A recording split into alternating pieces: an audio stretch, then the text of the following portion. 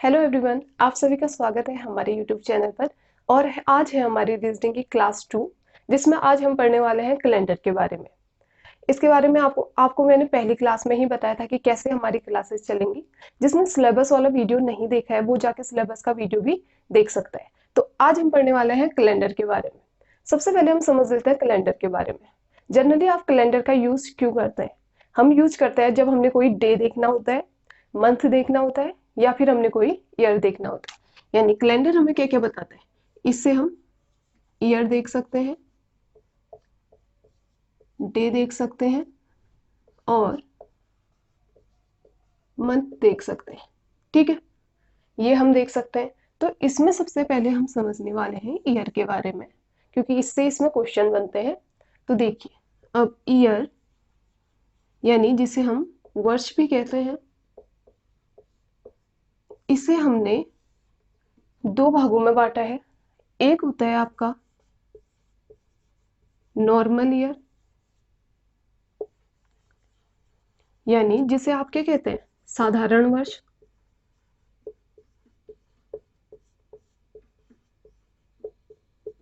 और जो दूसरा होता है आपका, वो होता है आपका लीप ईयर। क्या? Leap year. इसे आप लीप वर्ष ही कहेंगे। अब देखिए, ये दोनों के दोनों ईयर है, तो दोनों में डिफरेंस क्या है? ठीक है, इसमें कुछ डिफरेंस नहीं है, बस इतना सा डिफरेंस है कि जो आपका नॉर्मल ईयर होता है ये होता है 365 डेज का, और जो आपका लीप ईयर होता है ये होता है 366 डेज का। ठीक है, तो इसमें तो कितने दिन होते हैं आपके? 365 डेज। और यहां पर होते हैं आपकी 366 डेज।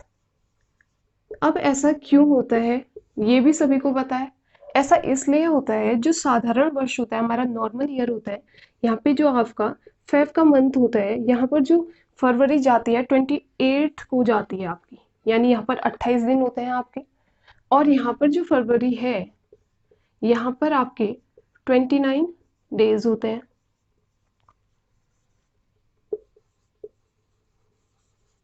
इतना सबको कंफर्म हो गया कि किस वजह से लीप ईयर होता है और किस वजह से नॉर्मल ईयर होता है। ठीक है, अब इतना तो हमें पता चल गया है कि जो लीप ईयर होता है, यहाँ पर जो फरवरी का मंथ है 29 डेज का होता है, और जो नॉर्मल ईयर होता है, यहाँ पर जो फरवरी का मंथ होता है हमारा 28 डेज का होता है। अगर मैं आपसे पूछूं, अभी जो हमारा ईयर चल रहा है 2022, ये कैसा ईयर है? ये साधारण ईयर है या फिर लीप ईयर है?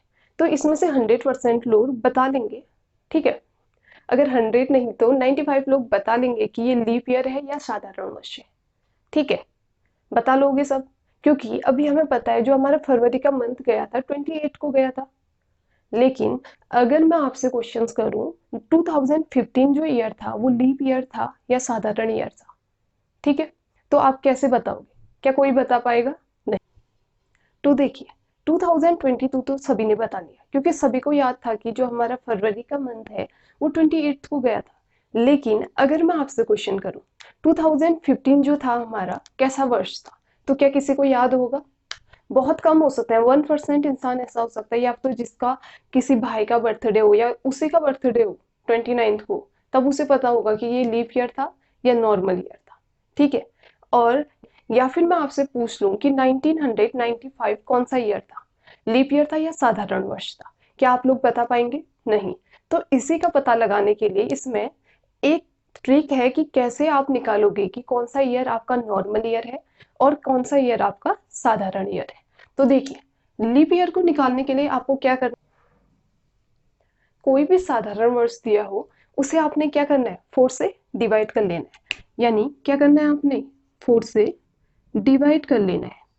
और डिवाइड करने पर अगर आपका रिमाइंडर क्या आता है, 0 आता है, यानी जो आपका शेषफल है वो आपका 0 आता है, इसका मतलब ये क्या है, आपका लीप ईयर है। इसका मतलब क्या है, ये आपका लीप ईयर है, यानी ये आपका लीप वर्ष है। क्या है ये? लीप वर्ष, क्योंकि यहाँ पर आपका जो शेषफल आ रहा है 4 से डिवाइड करने पर वो आ रहा है आपका 0। अगर आपने 4 से डिवाइड किया और आपका remainder does not equal to है 0 के, यानी आपका रिमाइंडर 0 के इक्वल नहीं है। 4 से डिवाइड करने पर आपका रिमाइंडर क्या आ सकता है, यानी आपका 1 आ सकता है, 2 आ सकता है और 3 आ सकता है, इनमें से कुछ है। तो इसका मतलब ये आपका नॉर्मल ईयर है। क्या है ये? नॉर्मल ईयर है। अब इसकी एग्जाम्पल देके बताती हूँ मैं आपको। जैसे एग्जाम्पल ले लेते हैं हम, मैंने जो अभी करंट में चल रहा है यही ले लिया 2022। आप सभी ने कहा ये हमें पता है कि ये एक साधारण वर्ष है, तो अब हम इसे निकाल के भी देखेंगे। हमने इसे किससे डिवाइड कर देना है? 4 से डिवाइड करना है। 4 5 जा 20, ठीक है। उसके बाद देखिए,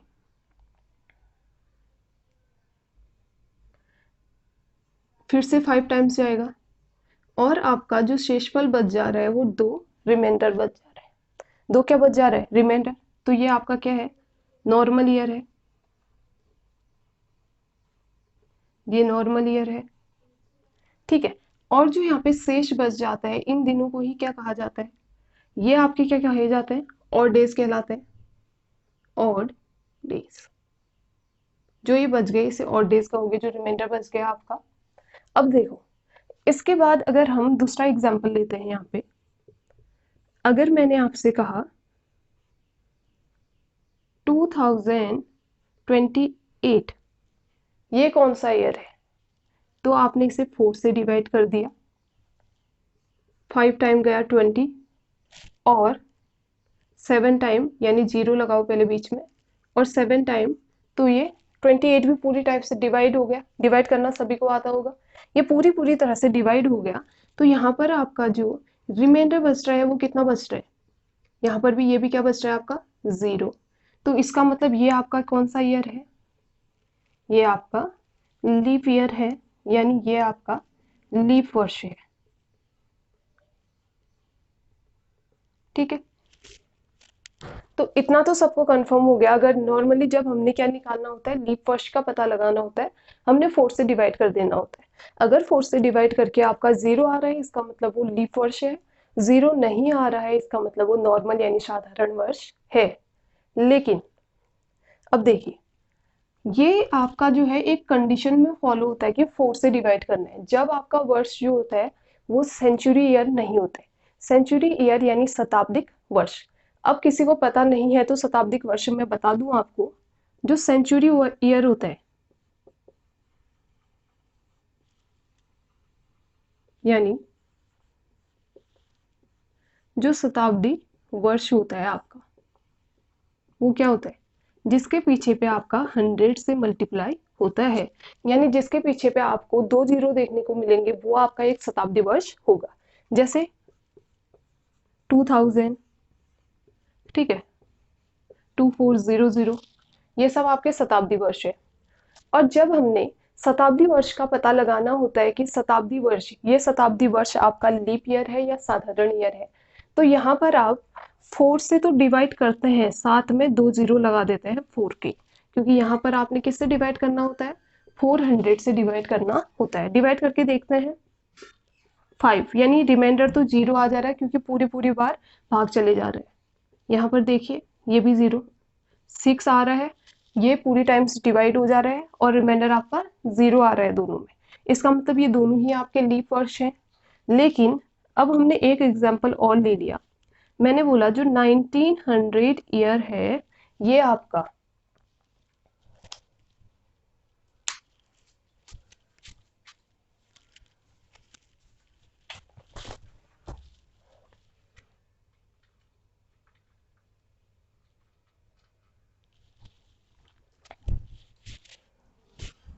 देखिए, तो जो 1900 ईयर है, 19 तो जो 1900 ईयर है आपका, क्या ये लीप ईयर है या नहीं है? तो इसे भी पता लगाने के लिए आप 400 से डिवाइड करेंगे। जब हम 400 से डिवाइड करते हैं तो हम देखते हैं 4 4 जा 16, लेकिन 3 आपका क्या बच जा रहा है? शेषफल बच जा रहा है, यानी ये आपका क्या है? साधारण वर्ष है। ये क्या है आपका? साधारण वर्ष है, ठीक है। अब तो ये तो हमने जनरली कॉन्सेप्ट पढ़ लिया कि क्या नॉर्मल ईयर होता है, क्या लीप ईयर होता है, दोनों के बीच में डिफरेंस क्या है, और आप कैसे पता लगाओगे कि कौन सा लीप ईयर है और कौन सा साधारण ईयर। जब सेंचुरी ईयर नहीं दिया है आपको, जब सेंचुरी ईयर नहीं दिया है आपको, तो आप कैसे पता लगाओगे? 4 से डिवाइड करके। अगर रिमाइंडर आपका 0 आ जाता है, इसका मतलब ये आपका लीप ईयर है। रिमाइंडर 0 नहीं आता है तो इसका मतलब ये नॉर्मल ईयर है। लेकिन जब आपको शताब्दी वर्ष दिया जाता है, यानी आपको कोई सेंचुरी ईयर दिया होता है, तो तब आप पता लगाने के लिए किससे डिवाइड करते हैं? 400 से डिवाइड। तो देखिए, हमने इसके कॉन्सेप्ट के बारे में तो पढ़ लिया। अब हम देखते हैं कि क्वेश्चन किस टाइप के बनते हैं एग्जाम में। जैसे देखिए, क्वेश्चन इस टाइप से बन सकता है, फाइंड ऑड वन आउट, और आपको ऑप्शन दिए हैं 2500, 2600, 33 और 2400। इसमें से एलिमिनेट करना है कि आपको कौन सा ऑप्शन आप एलिमिनेट करोगे। अब देखिए, ये बहुत इजी क्वेश्चन है। ये तो आपने सीधे देखते ही क्या करना है, आपको पता है ये क्या है, सेंचुरी ईयर है, तो आपने पता लगाने के लिए सीधे क्या कर लेना है, 400 को, इसको डिवाइड कर देना है किससे, 400 से। तो आपने देखा ये पूरे टाइम्स डिवाइड नहीं हो रहा है, यहाँ पर आपका शेषफल बच जा रहा है एक। इसका मतलब ये आपका क्या है, नॉर्मल ईयर है।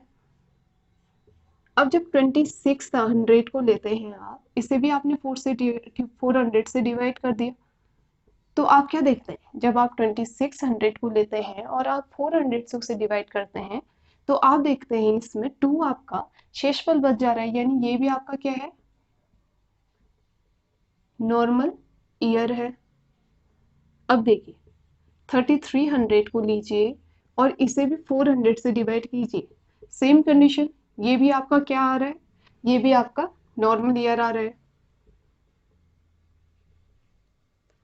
लेकिन जब आप इसे 2400 इसे डिवाइड करते हैं 400 से, तो देखिए क्या आ रहा है, 4 6 जा 24, पूरे टाइम्स डिवाइड हो जा रहा है, यहाँ पे कोई शेषफल बच रहा है नहीं। इसका मतलब ये क्या है, आपका लीव ईयर है। अब जो ये 3 वर्ष ऊपर के दिए हैं, ये आपके नॉर्मल ईयर है और ये आपका लीप ईयर है। इसका मतलब ये आपका ऑड होगा इनमें से।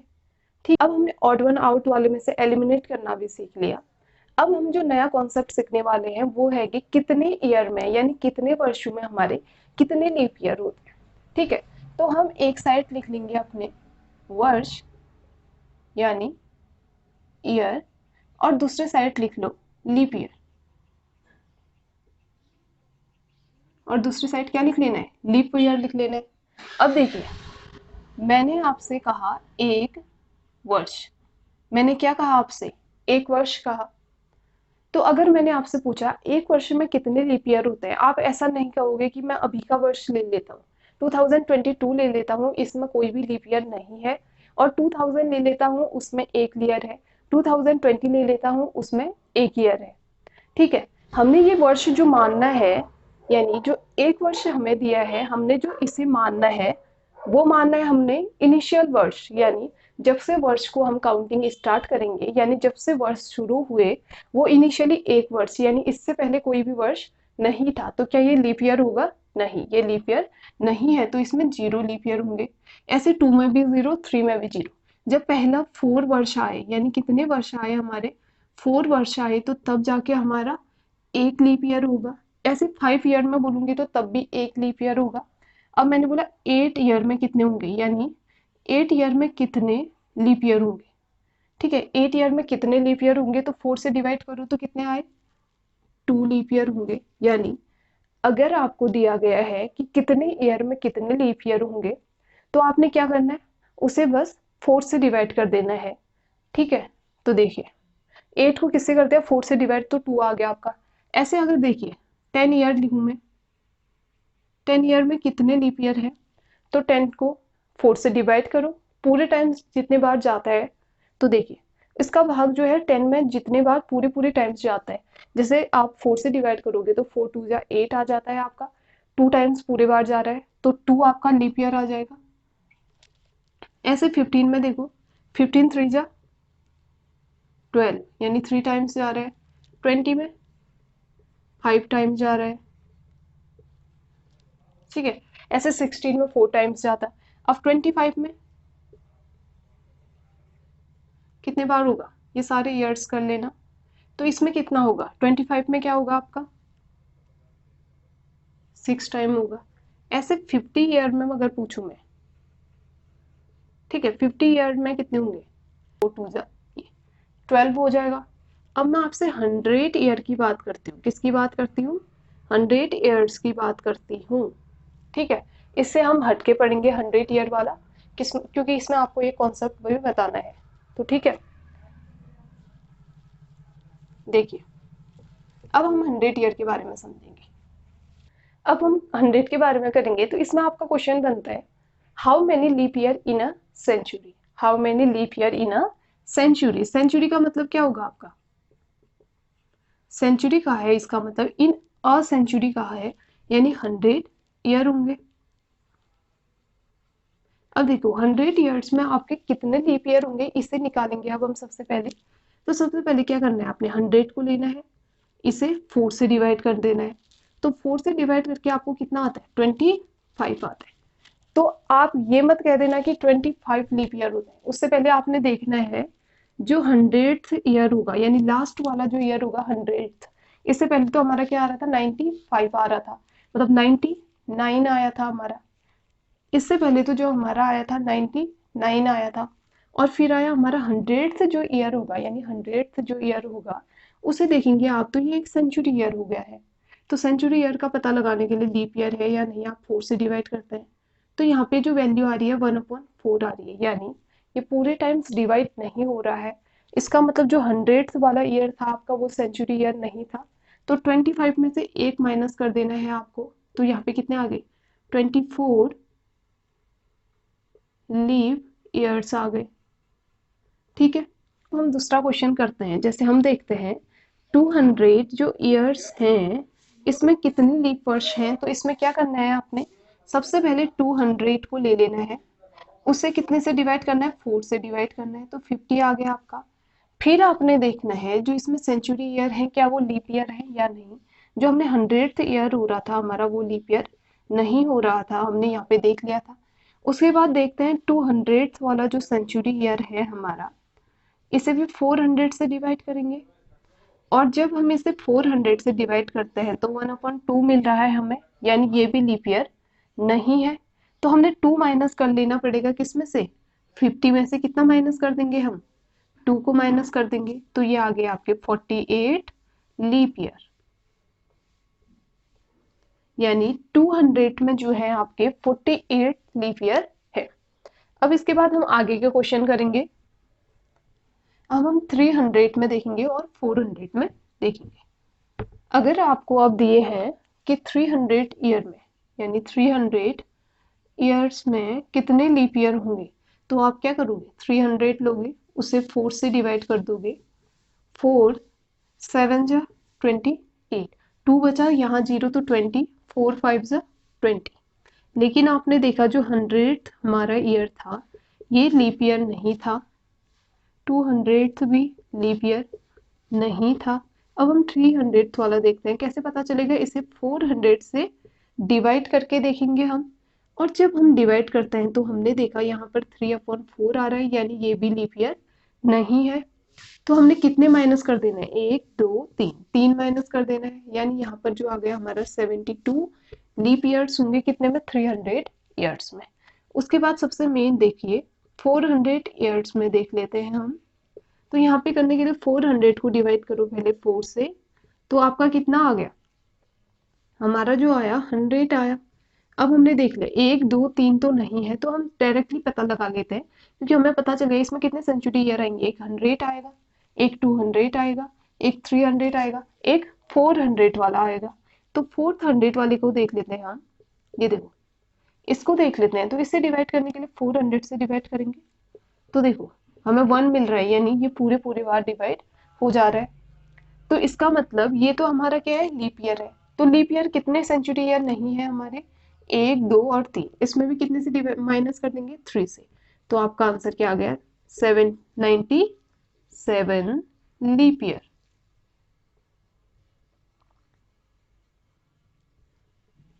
ठीक है, इतना सबको कंफर्म हो गया। तो देखिए, आज की क्लास में हमने सीखा कि नॉर्मल ईयर क्या होता है और एक लीप ईयर क्या होता है, और दोनों को डिफ्रेंशिएट कैसे करते हैं और कैसे पता लगाते हैं कि कौन सा नॉर्मल ईयर है और कौन सा लीप ईयर है। उसके बाद हमने देखा अगर ऑड वन आउट में क्वेश्चंस बनते हैं तो किस टाइप के बनते हैं, कि नॉर्मल कभी क्या करना होता है, आपने एलिमिनेट करना होता है किससे, नॉर्मल ईयर को, किससे, लीप ईयर से। और कभी आपने क्या करना पड़ता है, लीप ईयर को एलिमिनेट करना पड़ता है नॉर्मल ईयर से, तो कभी नॉर्मल ईयर को लीप ईयर से। ठीक है, तो आज की क्लास को हम यहीं पे खत्म करते हैं, यानी आज की क्लास में हम इतना ही पढ़ेंगे। और इसके बाद जो है, कल आपको नेक्स्ट क्लास में फिर से मिलेंगे, और इसके आगे के जो क्वेश्चन है, यानी टाइप वाइज जो क्वेश्चन है, मैं इसको अगली क्लास में आपको कराऊंगी। तो मिलते हैं आपको नेक्स्ट क्लास में। Thank you.